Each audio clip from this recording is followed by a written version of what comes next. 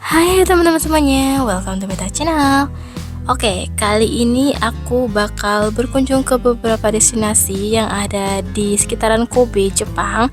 Dan untuk destinasi yang pertama ini ada di Okamoto Bairin Park. Jadi ini adalah taman yang terkenal dengan lebih dari 200 pohon ume atau plum dengan berbagai varietas cantik yang akan bermekaran di saat musim semi tiba. Dan untuk warna bunga plumnya ini tuh ada macam-macam, ada yang warnanya pink, ada yang warnanya putih, terus ada yang merah juga. Terus suasana di sini tuh beneran tenang dan damai banget. Dari sini juga kita bisa langsung lihat view Kota Kobe dari ketinggian seperti ini. Ini beneran santai banget sih di sini, enak banget suasananya. Dan di sini tuh memang tempatnya nggak terlalu luas ya, karena lokasi taman ini tuh ada di pertengahan perumahan gitu. Jadi ya suasananya lebih damai lah rasanya. Dan kita juga bisa hiking sedikit ke atas, dan view dari atas itu makin cantik ya ke arah kota Kobe-nya. Tapi sayangnya ini tiba-tiba cuacanya mendung dan suhunya langsung turun drastis dari 12 derajat Celcius ini turun drastis jadi 2 Celcius, dan ini tuh dingin banget. Aku cuma bawa baju seadanya, ini berasa kayak di dalam freezer di sini.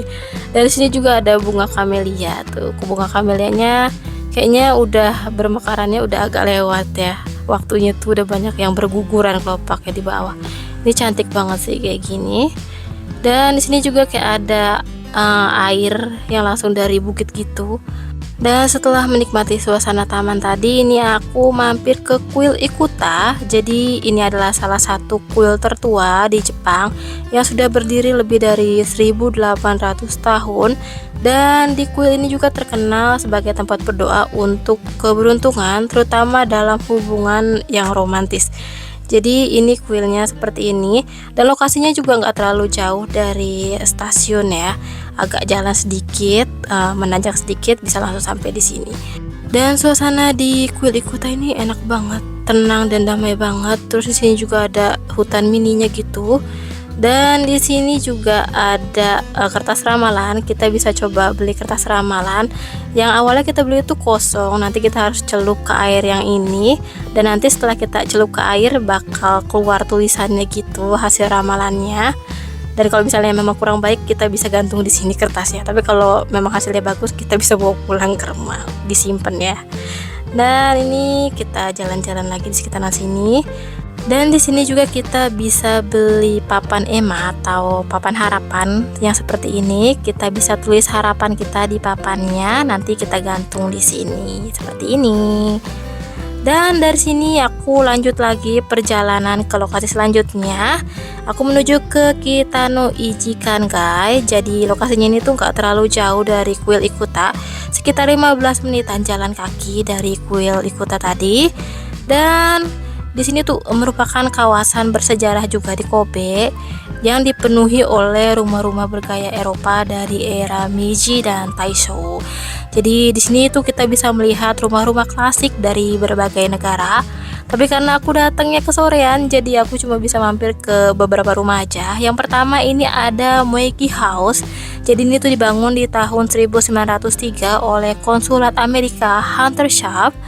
Dan di sebelahnya ini ada Weathercock House. Jadi ini tuh dibangun pada tahun 1909 oleh pedagang Jerman Gottfried Thomas.